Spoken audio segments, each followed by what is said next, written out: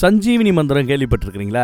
Memory slogan, ஞாபக மந்திரம், அப்புறம் பார்டோன்னு ஒன்று கேள்விப்பட்டிருக்கிறீங்களா? இதெல்லாம் அதர்வன வேதத்துல குறிப்பிடப்பட்டிருக்கிறது. 4ஆம் வேதத்துல மாயையை பற்றிய நிறைய விஷயங்கள் அதுல தான் இருக்கும். அதுல இந்த பார்டோவை பற்றிய குறிப்பு வருது. இருளின் புத்தகம்னு அந்த பார்டோவுக்கு பேரு. அதை பற்றியெல்லாம் இந்த படத்துல பேசுவாங்க. என்ன ஏறுங்கிறத வாங்க பார்டோவின்னு 2024 வந்து இந்த படத்தை பார்த்து தெரிஞ்சுப்போம். இந்த படத்தோட ஸ்டார்டிங் சீனில் ஒரு சாமியார் அம்மாவை காட்டுறாங்க. அவ செத்து போய் கிடக்குறான்னு நினைக்கிறேன். அவரோட டெட் பாடியை காட்டிட்டு பார்டோவி அப்படின்னு இந்த படத்தோட பேரை போடுறாங்க. பார்டோவினா என்ன அர்த்தம்? பார்டோனா என்ன? எல்லாரும் மனசுக்குள்ளேயும் ஏதோ ஒரு கஷ்டம், ஒரு தடை இருக்கும். அந்த மாதிரி தான் எனக்கும் இருக்குன்னு ஒரு ஆம்புலன்ஸ் டிரைவர் அப்படி மனசுக்குள்ள யோசிச்சுக்கிட்டே வண்டி ஓட்டிட்டு வராப்ல காட்டுறாங்க. இந்த ஆம்புலன்ஸ் டிரைவர் தான் நம்ம படத்தோட ஹீரோ. யாரோ இறந்துட்டாங்க போல. அந்த டெட் பாடியை இவர் கொண்டு வந்து வைக்கிறது போறது இந்த வேலையை பார்த்துட்டு இருப்பார். இவருக்கு இருக்கிற ஒரு பெரிய பிரச்சனை என்னன்னா, இவரோட சைல்டுஹுட் மெமரிஸ் எதுவுமே அவர்கிட்ட இல்லை. தன்னோட அம்மாவோட முகம் கூட இவருக்கு ஞாபகம் இல்லை. ஆனா தன் அம்மா தன்னை சுத்தியே இருக்கிறாப்ல இவங்களுக்கு ஒரு எண்ணம். இவருக்கு இன்னொரு பவரும் இருக்குது. இறந்து போனவங்களோட ஆன்மாவை இவரால பார்க்க முடியும். பார்த்துட்டும் கண்டுக்காம கரவை சாத்திட்டு போயிட்டே இருக்கிறார். இவர் தங்குறதுக்குன்னு ஆபீஸ் பக்கத்திலேயே ஒரு சின்ன பாலடைஞ்ச வீடு ஒன்று கொடுத்துருக்காங்க. அந்த வீட்டுக்கு வந்தாலும் அங்கேயும் அந்த ஆவிகள் சுத்தி திரியும். ஆவிகள் இறந்த பிறகு அவர்களோட மேலோகத்துக்கு போகாம இங்க சுத்தி திரியிற இந்த ஆவிகளை நல்லபடியா வெளியில அனுப்புறதுக்காக விறகு கட்ட வச்சு சில ஐட்டங்களை எரிச்சு சுத்தி குச்சிகளை ஊண்டி அதுல நூலை கட்டி பூசணிக்காய், எலுமிச்சம்பழம், குங்குமம், ஊசின்னு பல ஐட்டங்களை பயன்படுத்தி அப்புறம் கொட்டடிச்சுக்கிட்டே சில மந்திரங்களை சொல்ல அந்த ஆவிகள், அந்த ஆத்மாக்கள் இங்கிருந்து பூலோகத்துல வெட்டியா சுத்துறதை விட்டுவிட்டு அதுகளுக்கான லோகத்துக்கு நல்லபடியா போய் சேருது. இதை ஒரு சேவையா அவன் செஞ்சுட்டு இருக்கிறான். அப்புறம் நல்லபடியா குளிச்சுட்டு சமைச்சு சாப்பிட வேலை பார்க்க இருப்பான். இவருக்கு வேண்டப்பட்ட ஒருத்தர் இருக்கிறார். ஒரு காலத்துல நாம சொன்ன அந்த சாமியாருக்கு கீழே வேலை பார்த்துக்கிட்டு இருந்தவர் சிசியபுல்ல. அப்பப்போ ஃபோன் பண்ணி என்னடா நல்லபடியா போதா வைக்கதான்னு கேட்கும்போது அடிக்கடி எனக்கு அம்மா சம்பந்தப்பட்ட ட்ரீம்ஸ் வருது. ஆனா அம்மா முகம் எனக்கு ஞாபகம் இல்லை. எனக்கு எப்படி சைல்ட்ஹுட் எதுவும் ஞாபகம் இல்லையா அதே மாதிரி அவங்க முகம் ஞாபகம் இல்லை. ஆனா தன்னோட அம்மா ஏதோ ஒரு மனுஸ்கிரிப்டை பத்தி, ஏதோ ஒரு புத்தகத்தை பத்தி பேசுற மாதிரியும் குரு கிட்ட தன்னோட சிசியபுல்ல கிட்ட அவங்க பேசுறாப்புல எல்லாம் எனக்கு கனவு வந்துச்சுங்கிறாங்க.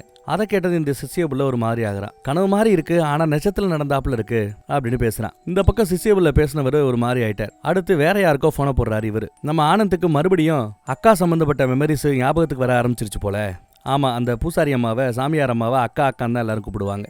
இந்த தடவை கனவுல அவன் அந்த புக்கை பார்த்துருக்கிறான்னு பேசுறாரு. அந்த பக்கம் பேசுறது யாருன்னு தெரியல, ஆனா இதுதான் சமயங்கிறாரு அவரு. இவனுக்கு வர்ற அந்த கனவுல ஒரு பாலடைஞ்ச வீடு கனவுல வருது. அந்த வீட்டுக்கு மத்தியில நடுவுல ஒரு தூண் இருக்கும். அதை தாண்டி போகும்போது ஒரு குழந்தை இறந்து போய் கிடக்குறாப்புல கனவு. அந்த இறந்து போன குழந்தை மறுபடியும் எந்திரிச்சு உட்கார்றாப்புல கனவு. டப்புன்னு முடிச்சவன் மூஞ்சி கிஞ்சிலாம் கழுவிட்டு அந்த இடம் வேலை பார்க்கறதுக்கு கிளம்பிட்டான். ஆஃபீஸுக்கு வருவான். ஆஃபீஸில் என்னப்பா தங்குன இடம் வசதியா இருக்குதா? பாலடைஞ்சு போய் கிடக்கு, உனக்கு ஒன்று அங்கே தங்குறதுல பிரச்சனை இல்லையான்னு ஒரு தாடிக்காரன் விசாரிக்க ஒன்றும் பிரச்சனை இன்னும் வாப்பில் தான் ஃப்ரெண்டோட பையன் ஒருத்தனுக்கு பேய் பிடிச்சாப்புல ஒரு மாதிரி இருக்கிறான். நீ கொஞ்சம் வந்து பேய் ஒட்டினா நல்லா இருக்குங்கிறாப்புல பேச, அதையெல்லாம் நிப்பாட்டி நாளாயிருச்சு, மறுபடியும் அதெல்லாம் நான் பண்றது இல்லைங்கிறாப்புல நம்ம ஹீரோ சொல்றான். அடுத்து நம்ம ஹீரோக்கு ஒரு கால் வரும். ஆனந்த் தானா பேசுறது அப்படின்னு கேட்கிறாரு. ஆமா, நீங்க யாருன்னு நம்மால விசாரிப்பான் ஹீரோ. சாந்தாராம்ங்கிறாரு. சாந்தாராமா? என்ன சாந்தாராம், யாரு நீங்க அப்படின்னு விசாரிக்க, நேர்ல பார்த்து எல்லாத்தையும் டீட்டெயிலா சொல்றேங்கிறாரு. என்கிட்ட உங்ககிட்ட பேசுறதுக்கு என்ன இருக்குன்னு கேட்க, அதெல்லாம் பயப்படாத தம்பி, உன் சைல்டுஹுட்டை பத்தி எனக்கு தெரியுங்கிறாரு. நாம பாக்குறது அவசியங்கிறாரு. கூப்பிடுறாரு. சரி, நீ இவனும் அவரை பாக்குறதுக்காக வருவான். ஒரு பெரிய மாடி வீடு. அந்த மாடி வீட்டுக்குள்ள போனா எப்படி இருக்க ஆனந்த், நல்லா இருக்கியான்னு விசாரிக்கிறாரு ஒரு பெரியவர். அவர் கிட்டத்தட்ட படுத்த படுக்கையா இருக்கிறார். எனக்கு ஒன்ன தெரியும், உன்னை இங்க கொண்டு வந்து விட்டான்ல அந்த சிசியபுல்ல, அவனையும் தெரியும். உன்னோட அம்மா, அவங்கள நாங்க அக்கா அக்கான்னு தான் கூப்பிடுவோம். நானு, அந்த அக்கா, அப்புறம் இன்னொருத்தவர்னு 3 பேருக்கு குருஜி வந்தா பாபாஜின்னு ஒருத்தவர் இருக்கிறாராம். கோயக்குள்ள வாழ்வாராம். அவர் தான் எங்களுக்கு நிறைய இந்த மாந்திரிக சம்பந்தப்பட்ட விஷயங்கள் எல்லாம் சொல்லி கொடுத்தார். அக்கா இறந்த பிறகு அந்த சிசியபுல்ல தான் உன்னை கொண்டு வந்து இங்க விட்டான். கொஞ்ச நாள் நம்ம கூடயே இங்க தங்கி இருந்தான் தெரியுமா அப்படிங்கிறார். அக்காவை பத்தி நான் விசாரிக்கும் போது ஒரு விபத்துல அக்கா இறந்துட்டதா அவன் சொன்னான். நீங்க வரும்போதே உன்னோட பழைய மெமரிஸ் எல்லாம் ரொம்ப டிஸ்டர்ப் ஆகி இருந்தது. நீ யாரையுமே ரெகக்னைஸ் பண்ண முடியல, உன்னால எதையுமே உன்னால ஞாபகப்படுத்திக்க முடியாத நிலைமையில வந்த. இதையெல்லாம் கேட்கும்போது எனக்கு ஷாக்கா இருந்தது. ஏன் உங்களுக்கு ஷாக்கா இருந்ததுன்னு கேட்க, ஏன்னா அந்த விபத்துல நீயும் பாதிக்கப்பட்டிருக்கிறதா சொன்னாங்க. ஆனா உன் உடம்புல ஒரு சின்ன கீரல் கூட இல்ல. எந்த ஒரு கீரலும் இல்லாம நீ மெமரியை இழந்துட்ட.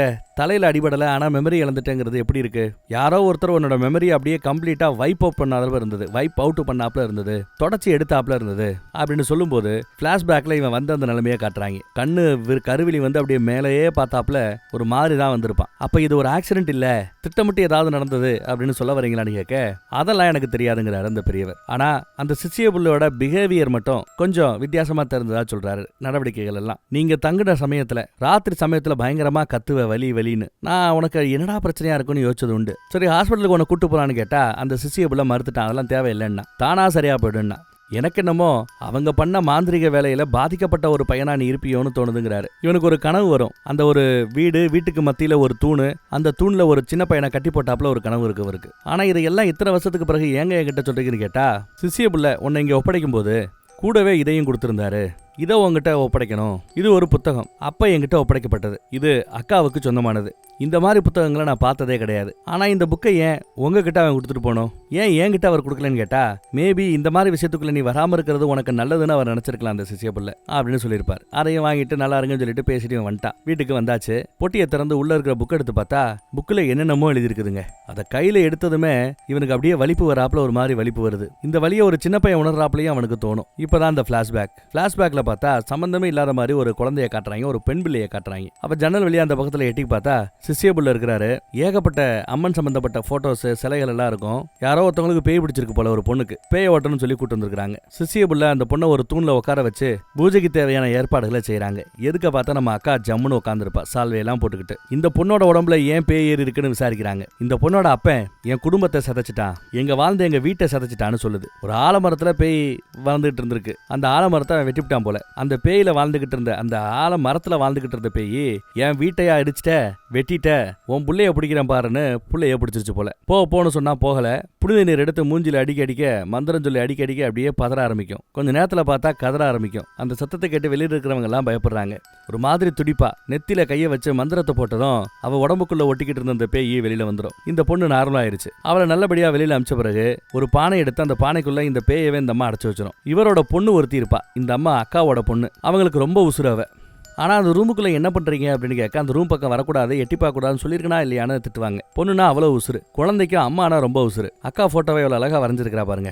இவ இருள் சம்பந்தப்பட்ட ஏதோ ஒரு அமானுஷ்ய வேலையை பாக்குறத சிசிய பிள்ளைக்கு பிடிக்காது. இதெல்லாம் பண்ண வேணான்னு சொல்லுவான். நம்ம மனித எல்லைக்கு அப்பாற்பட்ட நிறைய விஷயங்கள் இருள்ல சாத்தியம், அதை படிக்க பயந்தா எப்படி, உள்ள போய் எல்லாத்தையும் தெரிஞ்சுக்கணுங்கிறாங்க இவங்க. ஆனா அவன் அதுல விருப்பம் இல்லைங்கிறான். இன்னொரு பேயையும் இதே மாதிரி பானைக்குள்ள அடைக்கிறாங்க. இந்த மாதிரி பானைக்குள்ள அடைச்சு பல பேய்களை இங்க அடுக்கி வச்சிருக்காங்க பாருங்க, பொட்டி பொட்டியா இருக்கும். இந்த மாதிரி இருள் இருக்கிற பவரை நீங்க பயன்படுத்த ஆரம்பிச்சீங்கன்னா நீங்க தான் பலவீனப்பட்டு போவீங்க, வேண்டாம் அப்படின்னு சிசிய பிள்ளை எவ்வளவு சொல்லியிருப்பான். கட் பண்ணா இப்ப அந்த பிளாஷ்பேக் விடுச்சு நடப்புக்கு வர்றோம். நடப்புல அதே சிசிய பிள்ளை தாடி இடியெல்லாம் வச்சு பெரியாளா இருக்கிறான். அவரோட வீட்டு கதவை தட்டி இவர் உள்ள வரார். அந்த பெரியவர் இவருக்கு கொடுத்த அந்த புக்கை கொண்டு வந்து இங்க காட்டுறார். இது இங்கேயே இருக்கட்டும் அப்படின்னு அவர் சொல்ல, சரி நீ ஒன்னும் ஒத்துக்கிறான். நான் உண்மையிலேயே யாரு, எங்க அம்மா யாரு, என்னோட சைல்ட்ஹுட் என்ன, எதுவுமே எனக்கு ஞாபகம் இல்ல, அதை தெரிஞ்சுக்கணுங்கிறான். 20 வயசு இருக்கும்போது அக்கா ஒரு விவசாயியை கல்யாணம் பண்ணிக்கிட்டு குடும்ப ஒரு பெண்ணா அருமையான ஒரு வாழ்க்கையை அந்த வீட்டில் நடத்துனாங்க. திடீர்னு பார்த்தா புருஷன் இறந்து போயிட்டான். ஏதோ ஒரு வியாதி வந்து அவங்க டெட் பாடி எரியும் போது அவங்க அப்படியே உடஞ்சு போயிட்டாங்க. மரணத்தின் மீது ஏதோ ஒரு விதமான ஒரு ஈர்ப்பு அவங்களுக்கு ஏற்பட்டது.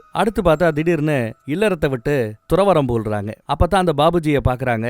ஸ்பிரிச்சுவாலிட்டி மேல அவங்களுக்கு ஒரு நம்பிக்கை வருது. சரின்னு அவளை தன்னோட சிசிய புள்ளியா ஏத்துக்கிட்டு அவங்களுக்கு நிறைய விஷயங்களை பாபாஜி சொல்லி கொடுத்துட்டு இருந்திருக்காரு. ஆனா ஆன்மீகத்தை தாண்டி இருள் அவங்களுக்கு ஆர்வம் அதிகம். டார்க் வேர்ல்டு, இருள் உலகத்துல இருந்து சக்திகளை நிறைய இந்த மனித லோகத்துக்கு கொண்டு வர முடியும்னு அவங்களுக்கு தெரியும். அந்த மாதிரி சின்ன சின்ன வித்தைகள் எல்லாம் செய்ய ஆரம்பிக்கிறாங்க. அப்படி செஞ்சுதான் இருள் லோகத்துல இருந்த அந்த புத்தகத்தை அவங்க மனித லோகத்துக்கு கொண்டு வந்தாங்களா அக்கா. அமானுஷ்யத்தை பத்திய அறிவு தப்புன்னு நான் சொல்ல மாட்டேன். ஆனா எந்த நோக்கத்துக்காக அதை பண்றோம், சுயநலத்துக்காக பண்றோமா, வெறும் பவர் மேல இருக்கிற அந்த ஆர்வத்துல பண்றோமா, அது தப்புங்கிறாரு. அந்த மாதிரிதான் அக்கா ஒரு வினோதமான ஒரு ரிச்சுவலை நடத்துனாங்க, சடங்கை நடத்துனதா சொல்றாரு. அப்புறம் பார்டோன்னு ஒரு வார்த்தை சொல்றாரு. பார்டோனா என்னன்னு இவன் கேட்பான். அதெல்லாம் இப்ப கேட்க வேண்டாம் தம்பி, ஆனா அக்காவோட சாவுக்கு அதுக்கு ஏதோ சம்பந்தம் இருக்குன்னு நினைக்கிறேன். இப்ப நீ கொண்டு வந்தியே இந்த புத்தகம், இது அந்த பார்டோவோட 2வது பாட்டு தான். பார்டோவோட முதல் பாகம் மிஸ் ஆயிருச்சு, காணாம போயிடுச்சு தெரியுமா அப்படிங்கிறாரு. அது எங்க இருக்குங்கிறது ஒன்லி அக்காக்கு மட்டும் தான் தெரியுங்கிறாரு. இது ரெண்டு சேர்ந்தாதான் அதை யூஸ் பண்ண முடியுங்கிறாப்ல. அதே சமயம் அவருக்கு ஏதோ போன் கால் வர, போன் பேசிட்டு சரி நான் கிளம்புறேன்னு சொல்லும் போது, அம்மா உனக்கு கனவுல அந்த பார்டோங்கிற அதோட முதல் பாகத்தை பத்தி ஏதாவது கனவு வந்ததா தெரிஞ்சுதான்னு கேட்க, இல்ல தெரியல, ஏன் கேட்கறேன்னு நம்ம ஆள் கேட்பான். ஏதோ சும்மா கேட்டேங்கிறாரு அவரு. இதை உங்ககிட்ட ஒப்படைக்கிறேன், பத்திரமா பாத்துக்கங்க அப்படின்னு சொல்லிட்டு கிளம்பிடுறான். ஒரு மாதிரியாவே தெரிவான். அடுத்து ஏதோ ஒரு இழப்பு ஏற்பட்டிருக்கும். ஒரு பையன் இறந்துட்டான் போல. அவனோட பாடியை கொண்டு வர்றார். வழக்கம் போல அந்த பையனோட ஆவி அங்கேயே தெரியுது, போக மாட்டேங்குது. சரின்னு அதை நல்லபடியா அனுப்பி வைக்கலான்னு இவரும் ஏகப்பட்ட சடங்கு பண்ணி அந்த பையனோட ஆன்மாவை நல்லபடியா இங்கிருந்து மேலோகத்துக்கு அனுப்புறார். சரி அம்சாச்சே, குளிச்சு முடிச்சுட்டு அடுத்த கட்ட வேலையை பார்க்கலான்னு பார்த்தா அந்த பையன் மறுபடியும் அங்கேயே தான் தெரியுறான். எங்க அம்மா எங்கன்னு திரும்ப திரும்ப கேட்டுக்கிட்டே இருப்பான். அவன் அவங்க இருந்து பேசுறதை இவர் கண்டுக்காம பதிலே சொல்லாம இருப்பாரு. அதை கண்டுங்க ஆனந்த மாதிரி விடாம கேள்வியா கேட்டு தள்ளிக்கிட்டே இருக்கிறாங்க, அணத்திக்கிட்டே இருக்கிறான். எங்க போனாலும் கேள்விதான். வேற வழி இல்லாம பதிலுக்கு பேச ஆரம்பிச்சிட்டாரு பகல்ல. நீ இறந்துட்டடா, திரும்ப உன்னால மறுபடியும் மனிதனாக முடியாதுடா, இங்க இருந்து நீ ஆவிக லோகத்துக்கு போகணும்னு சொல்லிட்டு இருக்கிறார். ஆவிகளை அதுகளோட லோகத்துக்கு அனுக்கிறதுக்காக சபாரி மந்திரான ஒரு மந்திரத்தை பயன்படுத்தணும். அந்த மந்திரத்தை பயன்படுத்தி அந்த பையன் போகலங்கிறத பத்தி சிசியபிள்கிட்ட சொன்னதும் அவர் முழிக்கிறார். அப்ப அந்த பையனோட ஏதோ ஒரு ஆசை தான் அவனை போக விடாம இங்கேயே அழுத்தி பிடிச்சிக்கிட்டு இருக்குங்கிறாரு. இப்ப அந்த பையன் இங்க இருக்கிறானா அப்படின்னு கேட்பாரு. ஆமா, பக்கத்திலேயே தான் இருக்கிறதா சொல்லுவான். சில சமயம் அந்த ஆவிக லோகத்துக்கு ஆவி போறதுக்கு ஆத்மா போறதுக்கு 12 நாள் கூட ஆகும், காத்துருங்கிறாரு. எப்ப நான் அந்த புக்கை கையில தொட்டனோ அப்பயே இவன் கனவுல எனக்கு வர ஆரம்பிச்சிட்டான். அப்புறம் தான் இவன் செத்து போய் பணமா வர ஆரம்பிச்சான்னு சொல்றாரு. முன்ன பண்ண பார்க்காத ஒருத்தன் உன் கனவுல எப்படா வர முடியும்னு கேட்கிறார். எல்லாம் குழப்பமா இருக்குங்கிறாப்ல. மறுபடியும் ராத்திரி அவனை ஆவிகளுக்கு அனுப்புறதுக்கு முயற்சி பண்றாரு. ஜம்முன்னு முன்னாடி உட்காந்துட்டு கேள்வி மேல கேள்வி கேட்டுட்டு இருக்கானே தவிர ஒன்னும் உருப்படியா நடந்தாப்ல தெரியல. எங்க அம்மாவை பார்க்கணுமா, கூடிய சீக்கிரம் நீ பார்க்கலாம்டான்னு இவர் சொல்லுவார். கட் பண்ணா மறுபடியும் பிளாஷ்பேக்ல தான் பொண்ணுக்கு தலசி விட்டுக்கிட்டு இருப்பாரு. வாழைத்தாரை எடுத்துக்கிட்டு சிசியபுள்ள வரும்போது பின்னாடியே ஒரு பையன் ஃபாலோ பண்ணிட்டே வருவான். யாரா அதுன்னு நம்ம சாமியார் கேட்க யாருன்னு தெரியல, இங்க வரைக்கும் கோயில இருந்து என் பின்னாடியே வந்துட்டான், எனக்கு தெரிஞ்ச அவன் ஒரு அனாதை பையன் மாதிரி தெரியுதுங்கிறவாரு. உன் பேர் என்னன்னு கேட்டா ஆனந்துன்னு வாப்ல.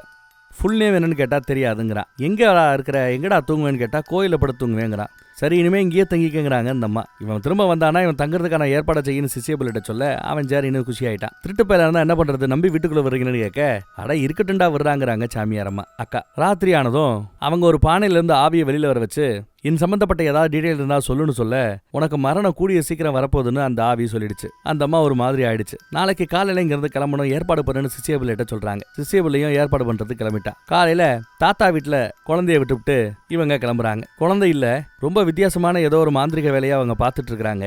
அதே சமயம் வேற ஒரு இடத்துல இந்த மாந்திரிக வேலையை அவங்க பார்த்துட்டு இருப்பாங்க. ஆனா இவங்க வீட்டுல நிறைய பானை இருக்கும்ல, அதுல ஒரு பானையில விரிசல் விழுந்து ஆவி வெளியில வந்துருச்சு. ராத்திரி ஏதோ உள்ள சத்தம் கேட்டு அந்த ரூமுக்குள்ள போக கூடாதுன்னு எவ்வளவோ தடவை அக்கா சொல்லியிருப்பா. ஆனாலும் அந்த பேச்சை கேட்காம வெளியில வர்றா. ஹால்ல பார்த்தா தாத்தா நம்ம பயப்படுத்து கிடப்பான். அவங்கள தாண்டி அக்கா வண்டியான அந்த ரூமுக்குள்ள வர்றாங்க. இங்க வந்து பார்த்தா ஒரு ஆவி அப்படியே ஒரு மாதிரியா உட்காந்து இவ்வளவு ஒரு மரம் முறைக்கும். அவ்வளவுதான். இந்த பக்கம் இந்த அம்மா வேற எங்கேயோ போய் தவமெல்லாம் பண்ணிட்டு திரும்ப வீட்டுக்கு வருது. இங்க வந்து பார்த்தா நம்ம பையன் ஒரு செவத்தோரமா உட்காந்து அப்படியே பயந்து போய் ஏதோ பார்த்துட்டு இருக்காப்ல பாக்குறான். இவங்க அதையும் தாண்டி உள்ள போய் பார்ப்பாங்க. போய் பார்த்தா இவங்களோட பொண்ணு செத்து புணமா கிடப்பா. அந்த ஆவிதான் கொண்டு இருக்கணும் போல தெரியுது. அதை பார்த்ததும் சிசியபுள்ள கதறி அழுகுறாங்க. அந்த அம்மாவும் பதறி அழுகுது. கட் பண்ணி மறுபடியும் நடப்புக்கு வரோம். அந்த பையன் தான் பின்னாடியே திரிவான், கேள்வி கேட்டு டார்ச்சர் பண்ணிக்கிட்டே இருப்பான். இவரும் பொதுவா ஏதாவது பதில் சொல்லிக்கிட்டே இருப்பாரு. அப்புறம் மடியில வந்து படுத்துக்கிட்டான் அந்த பையன். ஏன் தான் மேல இவ்வளவு ஆர்வமா இருக்கிறான், பாசமா இருக்கிறான்னு தெரியல இவருக்கு. அப்புறம் இவன் திடீர்னு ஏதோ மேல சத்தம் கேட்குதுன்னு போய் பார்த்தா அந்த பையன் தான். என்ன உனக்கு தெரியலையா அப்படின்னு சொல்றான். அடுத்து பார்த்தா அந்த பையனுக்கு பதிலா அந்த பொண்ணு உட்காந்து சவத்துல ஏதோ கிறுக்கிட்டு இருப்பா. பின்னாடி திரும்பி பார்த்தா அங்க ஒரு கொம்பை இருக்கிறான், கையில ஒரு பொட்டியோட இருக்கிறான். கனவு மாதிரி இவனுக்கு வரும். ஏதோ ஒரு மாதிரி யோசனையிலேயே இருப்பான். இப்போ அந்த பையன் கூட இல்ல. அவன் கூட இல்லைங்கிறதே இவருக்கு ரொம்ப கவலையா இருக்குது. இப்போ 12 நாள் ஆயிடுச்சு, அதனால அவன் போயிருப்பாண்டாங்கிறாரு சிசியபுள்ள. ஆனா அந்த பையனோட ஏதோ ஒரு கனெக்ஷனை நான் ஃபீல் பண்ணேன். ஏதோ அவன் தான் நாங்கிறாப்ல எனக்கு ஒரு ஃபீல் ஆச்சு. என் கூட இருந்தது எனக்கு சந்தோஷமா இருந்ததுங்கிறாரு. இங்க பாரு, அவன்கிட்ட இவ்வளவு ஓவர் பாசம் வச்சுக்கிட்டு நல்லது இல்ல, ஆவிகளை விட்டு விலகியே இருங்கிறாப்ல. அவன் ஒன்னும் மனுஷன் கிடையாது, பாசம் வைக்காதங்கிறாப்ல. எனிவே அவன் போயிட்டான், ஃப்ரீயா விடுங்கிறாரு. இவரும் சாப்பிட்டு விட்டு பல்ல கொத்திக்கிட்டே அந்த பக்கத்துல வரும்போது கபோர்டுக்குள்ள அந்த பொட்டி இருக்கிறத கவனிக்கிறான். பார்டோங்கிறதோட 2வது பாகம் இது. அதுக்குள்ள பார்த்தா முக்கோணம் போட்டு ரவுண்டு போட்டு வித்தியாசமா ஏதோலாம் எழுதிருக்குது மந்திர மாதிரி. அப்புறம் ஏதோ நோண்டி பார்த்துட்டு முடிச்சுட்டு அங்க இருந்து கிளம்புறான். சரி பாப்போன்ட்டு இவன் பார்த்த அந்த பேப்பர்ல சுவாமி வேதாந்த் அப்படின்னு எழுதி இருந்தது. அதை நெட்ல சர்ச் பண்ணி பார்க்கலாமேன்னு சர்ச் பண்ணி பார்க்கறான். தன் கனவுல வர இந்த விஷயத்துக்கெல்லாம் என்ன அர்த்தம்னு திரும்ப யோசிச்சு பார்த்துக்கிட்டே இருக்கிறான். ஒரு மூலையில உட்காந்து எதுவும் புரியாம அழுதுதான் மிச்சம். அப்புறம் சுவாமி வேதாந்தாவை பார்க்கணும்னு சொல்லிட்டு அவரை தேடியே இங்க வர்றான். ஒரு ஆசிரமத்துக்கு வந்தா வேதாந்த சுவாமியை பார்க்கறான். கீழே உட்காந்துக்கிட்டான். தன்னோட பிரச்சனை எல்லாம் எடுத்து சொல்லி விசாரிக்கிறான். சாந்தாராம் உங்களை பத்தி நிறைய சொல்லியிருந்தாரு. அதாவது ஒரு படுத்த படிக்க கிடந்தாரு அவரு. உங்களுக்கு என்னோட அம்மாவை தெரிய வாய்ப்பு இருக்குது, என் அம்மா பேரு அக்காங்கிறான். ஓ நீதான் அந்த பையனாங்கிறாரு அவரு. சொல்லடா தம்பி, என்னடா நீ தெரிஞ்சுக்கிட்டு கேட்க, பார்டோங்கிறத பத்தி அடிக்கடி தனக்கு ஒரு கனவு வருது, ஆனா ஏன் வருதுன்னு எனக்கு தெரியல, எப்ப இருந்து அந்த ட்ரீம் வர ஆரம்பிக்குது அப்படின்னு கேட்க, அந்த ட்ரீம்ல என்ன இருக்குன்னு கேட்பாரு. ஒரு பெரிய ஹாலு, நடுவுல வந்து ஒரு பெரிய தூணு, ஒரு பொண்ணு, அந்த பொண்ணு கையில ஒரு புக்கு, என்னையே பாத்துக்கிட்டு இருக்கிறா, அப்புறம் பார்டோன்னு ஒரு வார்த்தையை சொல்றா அப்படின்னு சொல்லுவாரு. சரி என் கூட வான்னு கூப்பிடுறாரு. கீழே கூட்டு போய் ஒரு இடத்த காட்டுறாரு. ஒரு நாகப்பாம்பு எதையோ ஒன்ன பாதுகாத்துக்கிட்டு இருக்கிறாப்புல இருந்தது. பார்டோ 32 வருஷத்துக்கு முன்னாடி இங்கதான் இருந்ததா. அதுக்கு பிறகு காணாம போயிடுச்சு. அக்கா இருள்ல இருந்து கண்டுபிடிச்ச நிறைய வித்தைகள் எல்லாம் இதன் மூலமா தான் அவருக்கு போய் சேர்ந்திருக்கு, கிடைச்சிருக்குது. பாபாஜி என்ன நம்பிதான் இந்த பார்டோவை பாதுகாப்பா இங்க வச்சுக்கணும்னு கொடுத்தாரு அப்படின்னு சொல்லும் போது, பாதுகாப்பா வச்சிருக்கணுமா ஏன் அப்படின்னு கேட்க, ஏன்னா இதோட அறிவு அளவு பெரியதான், இதெல்லாம் ஏத்துக்கிற அளவுக்கு பக்குவம் அக்கா கிட்ட இல்லையா, நாட் ரெடி அப்படின்னு இருந்தாங்களாம். ஆனா திருப்புன்னு பார்த்தா ஒரு நாள் இது காணாம போயிடுச்சு அப்படிங்கிறாப்ல. ஆனா நிஜத்துல என்ன இருக்குன்னா, அந்த கொம்பனை அக்கா அமிச்சு இங்க இருந்து அந்த புக்கை திருடி இருப்பா. ஆனா அதுல படிச்சா ஃபுல்லா கிடைச்சா என்ன ஏது பண்ணும், அந்த பார்டோங்கிற முதல் பாகம் இரண்டாம் பாகம் இதெல்லாம் சேர்ந்து கிடைச்சா அதை வச்சு என்ன பண்ண கேட்க, அதெல்லாம் யாருக்குமே தெரியாது தம்பிங்கிறாரு. வேற ஏதாவது கனவு வந்தா சொல்லு தம்பிங்கிறாப்ல. நாங்க என்ன நம்புறோம்னா, அக்கா முழுமையா சாகலன்னோ அவளோட ஆன்மா இங்க தான் சுத்தி திரியறதாவும் நம்புறதா சொல்றாங்க. அவளோட பிரசன்ஸ் ஒன்னு சுத்தி இருக்கிறது நீ எப்பயாவது உணர்ந்ததுண்டான்னு கேட்க ஆமாங்கிறான். அப்புறம் அவரே கால் பண்ணி நம்ம சிசிய பிள்ளைக்கு அவன் வந்தா நிறைய தன் சம்பந்தப்பட்ட விஷயங்கள் கனவு பத்தி எல்லாம் சொன்னா, அவனுக்கு கனவுல பார்டோவோட முதல் பாகம் கூட வராப்ல சொல்லியிருக்கிறா. அவன் மேல நீயே 2ஆம் கட்ட மந்திரத்தை பிரயோஜப்படுத்து அப்படின்னு சொல்றாரு. இவனும் சரின்னு ஒத்துக்கிறான். அக்கா முழுமையா சாகல, அவளோட ஆன்மா இங்கேயே இருக்கிறதுக்கு வாய்ப்பு இருக்கா அப்படின்னு கேட்க சிசிய பிள்ளை ஆமாங்கிறான். அப்புறம் அடிக்கடி ஒரு பையன் உன் கூடயே திரியறான்ல, அந்த பையன் கூட அக்காவோட ஆன்மாவாக இருக்கலாம், வேற ஒரு ரூபத்துல வந்து உன் கூட இருக்க பாக்குது அப்படின்னு எடுத்து சொல்றாரு. என் மேல இவ்வளவு பாசமா இருக்கிறீங்க, நம்பிக்கையோட இருக்கீங்க, தேங்க்ஸுங்கிறான் இவன் நம்ம ஹீரோ. பார்டோ அப்படிங்கிறது என்னங்கிறது இங்க தான் விளக்கி சொல்றாரு சிசியபுல்ல. அது ஒரு ஸ்டேட், ஒரு நிலை, இறப்புக்கும் அடுத்த மறுபிறவிக்கும் நடுவுல இருக்கிற ஒரு நிலையா. அந்த நிலையை அடைஞ்சிட்டா அடுத்து மறுபிறவின்னு ஒண்ணு தேவைப்படாது, மரணத்தையே வெல்ல முடியும், மரணமில்லாத ஒரு இம்மோர்டலா இருக்க முடியும். அக்காக்கு ஒரு அழகான பெண் குழந்தை இருந்தது. அந்த பெண் குழந்தை இறந்ததும் அந்த அம்மா துருதுரிச்சு போயிட்டாங்க. நாங்க தனியா இருக்கணும்னு சொல்லி என்ன அனுப்பிச்சு விட்டாங்க. நானும் பணத்தை எரிக்கிறதுக்காக விறகு வெட்டிக்கிட்டு இருக்கும்போது அவங்க இன்னொரு ஸ்பெஷலான வேற ஒரு பானை இருக்குங்க, பெரிய பானை, ஒரு சின்ன கபோர்டு அதுக்காக வச்சிருக்காங்க. அதை எடுத்து அதை திறக்கிறாங்க. திறந்து விட்டதும் உள்ள இருந்து நம்ம கொம்பை வந்து நிக்கிறான். சுவாமி வேதாந்த கிட்ட பார்டோ இருக்குது, அதை எடுத்துட்டு வான்னு அந்த கொம்பை கிட்ட உத்தரவு போட்டதும் கொம்பை போய் எடுத்துட்டு வந்திருப்பான் போல தெரியுது. இந்த பக்கம் அந்த பையன் உட்காந்து இதெல்லாம் பாத்துக்கிட்டே தான் இருப்பான் நம்ம ஹீரோ. மறுபடியும் கொம்பை பார்டோவை எடுத்துட்டு வந்து அக்கா முன்னாடி இன்னையில இருந்து இந்த பார்டோவை நீ தான் பாதுகாப்பா வச்சுக்கணும்னு அக்கா உத்தரவு போட்டாங்க. பார்டோல இருக்கிற நிறைய விஷயங்களை படிச்சு தெரிஞ்சுக்கிறாங்க. அதுல இருக்கிறபடி ஒரு சடங்கு செய்ய ஆரம்பிக்கிறாங்க. 2 பொம்மை செஞ்சிருப்பாங்க.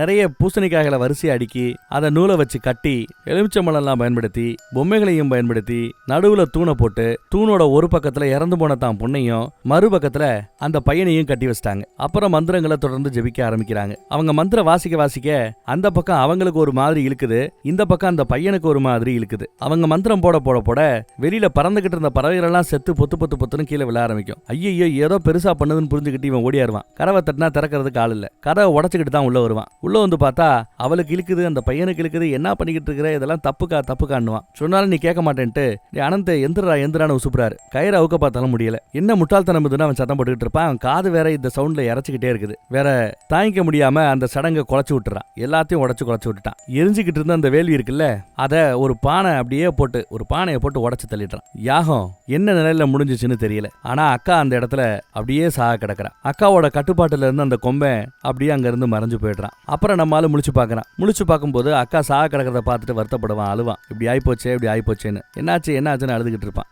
நீ பெரிய தப்பு பண்ணிட்டேன்னு அக்கா லைட்டா முணுங்குவாங்க. அனந்த் மேல மெமரி ஸ்லோகத்தை பயன்படுத்து அப்படின்னு மட்டும் கடைசியா சொல்லிட்டு இறந்துடுறாங்க. இவன் அந்த பையனை போய் பார்த்தா பையன் முழிக்கிறான். ஆனா கண்ணு ஒரு மாதிரியா மேலேயே சொருகிக்கிட்டு இருக்குது. அப்புறம் அந்த 2 பாடியும் எரிச்சிட்டான். அக்காவோட பாடி, அவங்களோட குழந்தையோட பாடி எரிச்சிட்டு இவனை தூக்கிட்டு அவர் சிட்டி பக்கம் கிளம்பி வந்துட்டார். ஆனா பார்டோவோட அந்த 2வது பாகத்தை உங்ககிட்ட ஏன் அவங்க ஒப்படைக்கணும்னு கேட்கறான். இந்த பார்டோவோட முதல் பாகத்துக்கு பேரு சஞ்சீவினியா. அதை பயன்படுத்தினா ஒருத்தரால கூடு விட்டு கூடு பாய முடியுமா. ஆனா கூடு விட்டு இன்னொரு கூடு பாஞ்ச பிறகு பழைய கூடோட அந்த மெமரி எல்லாம் மறந்து போயிடுமா. அப்பதான் இந்த பார்டோவோட 2வது பாகம் தேவைப்படும். அதுதான் மெமரி ஸ்லோகன். அந்த 2வது பாகத்தை படிக்கும்போது கூடு விட்டு கூடு பாஞ்சவங்களுக்கு அவர்களோட முந்தின கூட்டோட மெமரிஸ் எல்லாம் திரும்ப கிடைக்குமா அந்த மெமரி ஸ்லோகனை பயன்படுத்தும் போது. இப்படித்தான் அக்காவும் உடம்புக்குள்ள வந்திருக்கிறா, உன் கூட்டுக்குள்ள வாழ்ந்துகிட்டு இருக்கிறது உண்மையில் நீ இல்ல அக்கா தான் அப்படின்னு சொல்லுவான். அதை தெரிஞ்சுக்கிட்டதும் என்னோட பழைய மெமரிஸ் எல்லாம் எனக்கு திரும்ப வேணும், என் குழந்தை ஷாமா கூட நான் வாழ்ந்த வாழ்க்கை அந்த நினப்பெல்லாம் எனக்கு திரும்ப வேணும், நீ அந்த மெமரி ஸ்லோகனை பயன்படுத்து,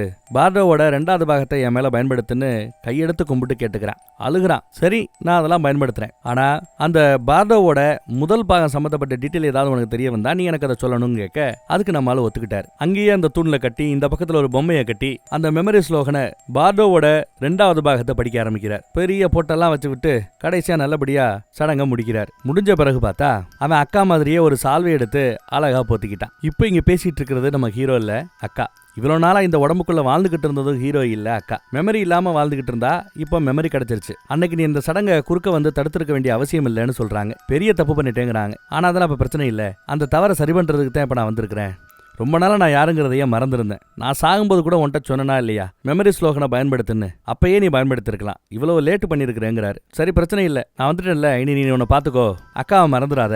அப்புறம் அந்த முதல் பாகத்தை பத்தி நீ யோசிக்க வேண்டாம். முதல் பாகம் உங்ககிட்ட இருக்கிறத விட என்கிட்ட அது இன்னும் சேஃபா இருக்கும்னு சொல்லிவிட்டு முதல் பாகத்தை கொடுக்க மாட்டேங்கிறத எவ்வளவு நாசுக்கா அக்கா சொல்லிட்டு போறான் பாருங்க. ஐயோ, தப்பு பண்ணிட்டோமோ அப்படிங்கிறாப்ல இப்ப சிசிய பிள்ளை யோசிக்கிறான். அவனுக்கு அந்த முதல் பாகம் கிடைச்சிச்சுன்னா அவன் கூடு விட்டு கூடு பாஞ்சு நல்லபடியா வாழலாம் நினைச்சிட்டு இருப்பான் போல. கடைசியில அந்த அம்மா கொடுக்க மாட்டேன்னு சொல்லிட்டு வந்துருச்சு. வண்டி ஓட்டிட்டு வரும்போது கதவை திறந்தா உள்ள ஒரு பொண்ணு, ஒரு ஆணு, 2 குழந்தைங்க இருக்கிறாங்க. அவங்கள கடத்திட்டு வந்திருக்கிறான். பார்டோவோட முதல் பாகமான சஞ்சீனிவிய அவன் பயன்படுத்தி கூடு விட்டு கூடு பாஞ்சிட்டான். அது மட்டும் இல்ல, 2வது பாகமான மெமரி ஸ்லோகன் அதையும் பயன்படுத்தி கூடு விட்டு கூடு பாஞ்ச பிறகு பழைய கூடோட மெமரி மறந்துடும் இல்லையா, 2வது ஸ்லோகனை சொல்லி மெமரி ஸ்லோகனை சொல்லி அந்த மெமரியையும் கேதர் பண்ணிட்டாங்க. அப்புறம் கூடையே சுத்தி தெரிஞ்சால பையன் மாதிரி ஒருத்தன் போக மாட்டேன்னு. ஆக்சுவலா அது யாருன்னா ஷாமா, இவங்களோட குழந்தையுடைய ஆன்மா. அதுவும் இங்கே தான் சுத்திட்டு இருந்திருக்கு அறகுறையா அந்த சடங்கு நடத்தினதுனால. அந்த ஆன்மாவை பிடிச்சு ஒரு பையனோட உடம்புல இறக்கியாச்சு. இப்போ 2 பேரும் ஜாலியா நடந்து போய்கிட்டு இருக்காங்க. நம்ம ஹீரோவோட பாடி மட்டும் வெறும் பொம்மை மாதிரி இங்க பாறைக்கு மேல கிடக்கும். எந்த ஒரு ஆன்மாவும் இல்லாம வெறும் கூடா கிடக்கும். ஆனா அந்த பக்கம் கூடு மாற அக்காவும் வெறும் ஆன்மாவா தெரிஞ்சுக்கிட்டு இருந்த அவங்களோட குழந்தைக்கும் ஒரு பாடி கிடைச்சிருச்சு. அவங்க 2 பேரும் என்ன பேசிட்டு போறாங்கன்னா, இனி நமக்கு மரணமே கிடையாது, இனி நாம எக்காலத்துக்கும் இப்படி கூடு விட்டு கூடுபாஞ்சு வேற வேற கூட்டுல கடைசி வரை வாழ்ந்துகிட்டே தான் இருப்போம் அப்படின்னு சொல்லிட்டு 2 பேரும் கிளம்ப பார்டோவிங்கிற இந்த படம் இந்த இடத்துல முடியுது. நல்லா இருந்துச்சுல, கொஞ்சம் வித்தியாசமா. இதே மாதிரி வேற ஒரு நல்ல கதையில மறுபடியும் சந்திப்போம். தேங்க்யூ.